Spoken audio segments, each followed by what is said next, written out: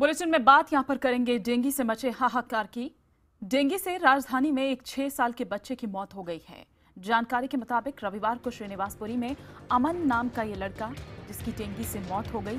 परिवार वालों का आरोप है कि कई बड़े अस्पतालों ने अमन को भर्ती करने से इनकार कर दिया था।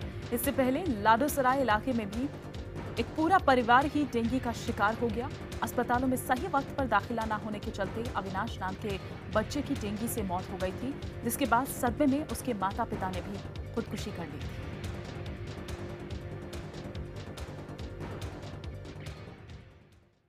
अमन के पिता ने यह बताया कि उसे पिछले मंगलवार को बुखार हुआ। तबीयत बिगड़ने पर वो उसे लेकर सफदरजंग ले गए, जहां पर जांच के बाद उन्हें वापस घर भेज दिया गया। इसके बाद जब उन्होंने खून की जांच कराई तो डेंगू की पुष्टि हुई।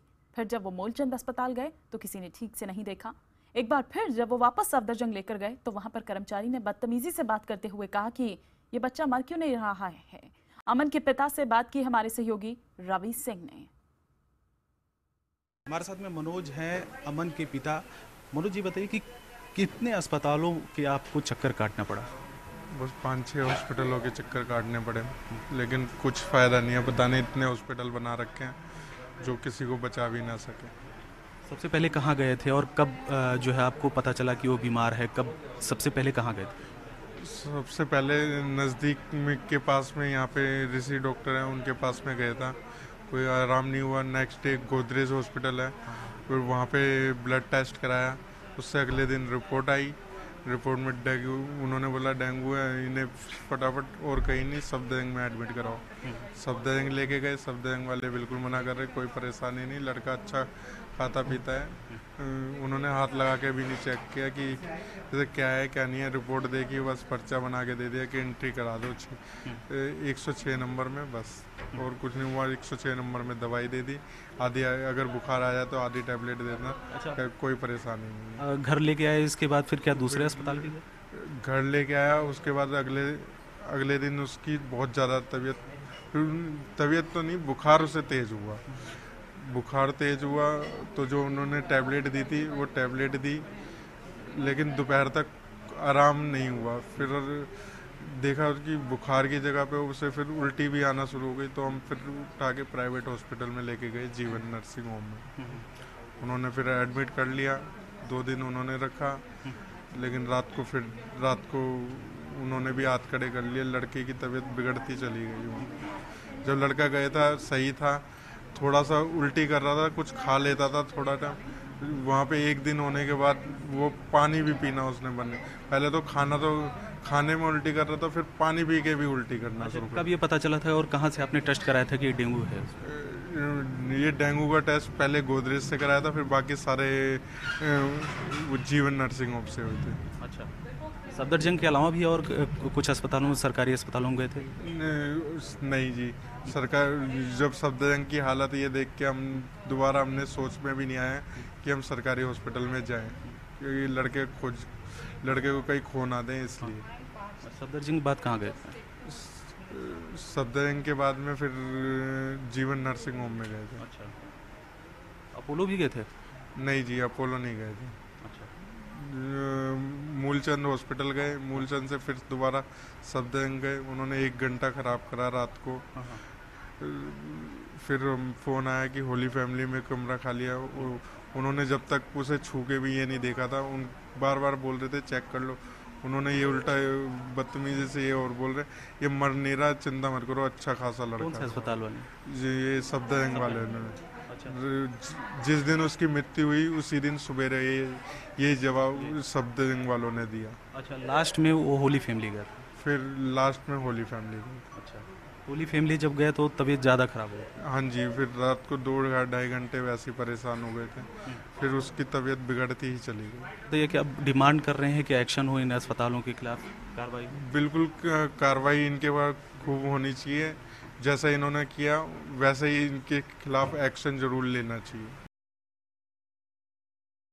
और इसी पर हम और विस्तार से बात करते हैं। हमारे सहयोगी रवि सिंह हमारे साथ जुड़ चुके हैं। रवि, जब तमाम गाइडलाइंस जारी की गई है, सरकार की ओर से भी बाकायदा ये कहा गया है कि कोई भी अस्पताल इस तरह से इनकार नहीं करेगा अगर कोई भी पेशेंट है डेंगू का, तो फिर क्यों इस तरह से इग्नोर किया जा रहा है, उन तमाम गाइडलाइंस को धता बताया जा रहा है, और फिर ऊपर से इतनी संवेदनहीनता कि ये मर क्यों नहीं रहा है? देखिए, निश्चित तौर पर अस्पतालों की लापरवाही निश्चित तौर पर सामने आ रही है, क्योंकि कुछ दिन पहले भी एक मामला आया था जिसमें एक बच्चे की डेथ हुई थी, जिसके बाद उसके पेरेंट्स ने सुसाइड कर लिया था, क्योंकि अस्पतालों की लापरवाही उसमें भी खुलकर सामने आई थी। जिसके बाद सरकार ने एक्शन लेने की बात कही थी और इसके बाद एडवाइजरी जारी किया था कि कोई भी अस्पताल अगर कोई मरीज आता है तो उसको एडमिट करना पड़ेगा, और खास करके डेंगू के मरीजों को, क्योंकि इस साल जो डेंगू के मरीजों की संख्या बहुत ही ज़्यादा बढ़ी है। 1872 जो है डेंगू के मरीजों की संख्या जो है आंकड़े सामने आए हैं, और ये सरकारी आंकड़े हैं। इससे कहीं ज़्यादा जो है मरीजों की संख्या है। 5 का जो डेथ का मामला जो है सामने आया था। इससे पहले 2010 में इस तरीके का डेंगू का प्रकोप सामने आया था। अब ये 5 साल बाद इस तरीके के डेंगू की संख्या, जो मरीजों की संख्या खुलकर सामने आ रही है। लेकिन अब ये सबसे बड़ी बात ये है कि एमसीडी की तरफ से ये कहा जाता है कि उनके पास फंड नहीं है। वो इस बार फॉगिंग उस तरीके से नहीं कर पा रहे हैं जैसा कि हर साल होता है। सरकार पैसा नहीं दे रही है। तो निश्चित तौर पर दोनों के बीच की जो लड़ाई है वो पब्लिक को झेलनी पड़ रही है। अस्पतालों की लापरवाही तो निश्चित तौर पर है, लेकिन इसके साथ में सरकार और लोकल जो प्रशासन है, नगर निगम है, वो उसकी भी तैयारियां इस बार बिल्कुल ना के बराबर रही हैं, और उसकी वजह से इसके मरीजों की संख्या बढ़ रही है।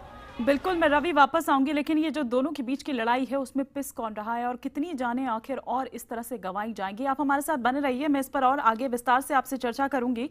लेकिन डेंगू से लड़ने में नाकाम दिल्ली सरकार के जो अस्पताल हैं उनमें IBN-7 के रियलिटी चेक के बाद केजरीवाल सरकार होश में आई है। स्वास्थ्य मंत्री ने सभी जो निजी अस्पताल हैं, नर्सिंग होम हैं, उनको समन भेजा है। इन पर आरोप है कि मरीजों को ये अपने यहाँ भर्ती नहीं कर रहे हैं। सरकार ने अस्पतालों से स्टेटस रिपोर्ट मांगी है और दिल्ली के स्वास्थ्य मंत्री ने भी इसे लेकर केंद्रीय स्वास्थ्य मंत्री JP नड्डा से बात की। इससे पहले आज सुबह करीब 9 बजे दिल्ली के स्वास्थ्य मंत्री सत्येंद्र जैन खुद अस्पताल पहुंचे और वहां के हालात का जायजा लिया। इसके बाद उन्होंने डॉक्टर से मुलाकात की और सुबह 8:30 बजे से ही OPD खोलने का निर्देश दिया। इसके बाद उन्होंने वार्ड में जाकर मरीजों का हाल चाल जाना। दिल्ली सरकार ने डॉक्टर्स की छुट्टियां भी रद्द कर दी हैं। स्वास्थ्य विभाग ने इसे लेकर एक हेल्पलाइन नंबर भी जारी किया है, 011, जो कि दिल्ली का कोड है। नंबर है 233-07145। ये नंबर हम एक बार फिर से बोल दें, दिल्ली का कोड पहले आप लगाएं 011, उसके बाद नंबर जो है वो है 233-07145। ये हेल्पलाइन नंबर जारी किया गया है। और आपको ये भी बता दें कि पिछले एक हफ्ते के दौरान 612 लोगों को इसने अपनी चपेट में ले लिया है, जबकि अब तक दिल्ली में इस जानलेवा एडीज मच्छरों ने 6 लोगों की जान ले ली है।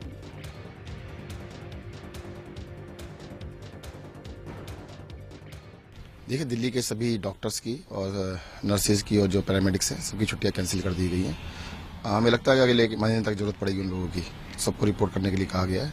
साथ ही साथ हमारे डिजास्टर के जितने बेड हैं, जो मैंने 1000 बेड के लिए बोला था, तो उनको कहा गया है कि 1 हफ्ते तक पूरा करना है, तो डिजास्टर के बेड्स को भी डेंगू के लिए यूज़ किया जाएगा। और भी जितने भी तरीके हैं सारे अपनाए जाएंगे। मतलब हम लोगों को डेंगू से किसी भी तरीके की जो भी मदद होगी हम करने के लिए तैयार हैं, दिन और रात 24 घंटे। केंद्रीय स्वास्थ्य मंत्री ने भी कहा है कि दिल्ली सरकार को और खासकर आपको ये हिदायत दी गई है कि जो एक्स्ट्रा बेड लगाने का काम है वो जल्दी से जल्दी किया जाए। उनकी आज्ञा सर माथे पर, वैसे मैं 4 दिन से पहले कह चुका हूँ। वहीं आपको बता दें, डेंगू पर बोलते हुए अरविंद केजरीवाल ने कहा कि जब आप दिल्ली आते हैं तो साफ सफाई देखकर लग जाता है कि कुछ गड़बड़ है। अभी डेंगू के ऊपर आप लोगों ने सुना होगा कि एक बच्चा, उसके माँ बाप उसको 3-4 अस्पतालों में लेके गए और those hospitals turned him away, और अल्टीमेटली उस बच्चे की मौत हो गई और उसके माँ बाप ने उसके बाद आत्महत्या कर ली। जब ऐसी चीजें सुनते हैं तो बहुत दुख होता है। हम अपने प्रॉफिट कमाने की दौड़ में इतने अंधे ना हो जाएं कि इंसानियत भी खो बैठे। अगर वो हॉस्पिटल एक बच्चे का इलाज कर देते तो क्या हो जाता? क्या उनका प्रॉफिट मार्जिन इतना कम हो जाता? क्या उनका टर्नओवर इतना खराब हो जाता? लेकिन आई थिंक हम इंसानियत खो बैठते हैं, वो बहुत तकलीफ होती है। तो इसलिए मेरा ये रिक्वेस्ट है दैट हमें बिजनेस तो करना चाहिए, पर बिजनेस इंसानियत के साथ करना चाहिए। हम बिजनेस करें, प्रॉफिट कमाएं और फिर साल के अंदर कहें हम CSR दे रहे हैं, अब हम दान पुण्य कर रहे हैं, अब हम मंदिर बनवा रहे हैं। अब मैं आपको बता रहा हूं, उस मंदिर का कोई पुण्य नहीं होने वाला। कुछ भी कर लीजिए, कोई पुण्य नहीं होने वाला। अगर हम बिजनेस करते करते जिस तरह से बिजनेस कर रहे हैं वो अगर हम उसके अंदर हम इंसानियत नहीं बरतेंगे तो कोई पुण्य नहीं होने वाला। वहीं डेंगू को लेकर विपक्ष ने केजरीवाल सरकार को घेरा है। उनका आरोप है कि सरकार अब तक सोई हुई थी। दिल्ली में हालत भयावह है। दिल्ली सरकार अभी तक सोई हुई थी। पूरा सरकार दूसरे चुनाव में लगी हुई थी और आज वो नींद से जागे हैं, और तो भी वो ये कह रहे हैं कि ऐसी कोई परेशानी की दिक्कत नहीं है। लोगों को एडमिशन नहीं मिल रहे, बेड्स जो रिजर्वेशन है प्राइवेट हॉस्पिटल में उसमें नहीं हो रहा। तो सरकार को गरीब लोग जो कहीं एडमिट नहीं करा सकते हैं, इसकी चिंता करनी चाहिए और स्थिति बहुत भयावह है। हमारे सहयोगी रवि सिंह लगातार हमारे साथ बने हुए हैं। रवि, आप इससे पहले भी स्टोरी इस पर कर चुके हैं, अभी भी आप वहां पर हैं, जा रहे हैं जगह जगह जो भी अस्पताल हैं। क्या आप जमीनी हकीकत देख पा रहे हैं? और खासतौर पर सरकार ने अब जो आदेश जारी किए हैं उसके बाद, क्योंकि ऐसा नहीं है कि पहले से ना पता हो, 3 साल बाद एक ये साइकिल कवर पूरा करके आया है और ये सब जानते हैं कि कितना ज्यादा भयावह है, जानलेवा है। ये आज तो नहीं पता चला होगा कि ये इतना भयावह है, साइकिल पूरी कर रहा है। इसके लिए पहले से इंतजाम होने चाहिए कि नहीं? देखिए, दोनों तरफ से लापरवाही जो है खुलकर सामने आई है। एक तरफ क्योंकि ज़्यादातर जो है संख्या दिल्ली सरकार के अस्पतालों की है और उसमें उस तरीके की इंतज़ाम नहीं है।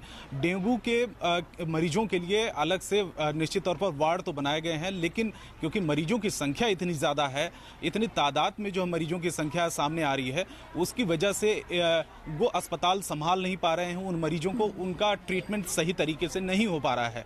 और दूसरी तरफ ये है कि आखिर में ये मरीज क्यों, ये डेंगू के मरीज क्यों इतने सामने आ रहे हैं। सबसे बड़ी बात यह है कि लापरवाही इस बात को लेकर है कि जो फॉगिंग होती है, जो छिड़काव होता है, जो इसको लेकर प्रिकॉशन बरते जाते हैं इसके पहले नगर निगम की तरफ से, वो भी इस बार उतनी ज़्यादा नहीं नजर आया। और जैसा कि एमसीडी भी मानती रही है कि इस बार उसको फंड नहीं मिल पाया और उसकी वजह से फॉगिंग में और दूसरे चीज़ों को लेकर वो काम नहीं कर पाई है, तैयारी नहीं हो पाई है। तो निश्चित तौर पर यही वजह है कि मरीजों की संख्या बढ़ी है।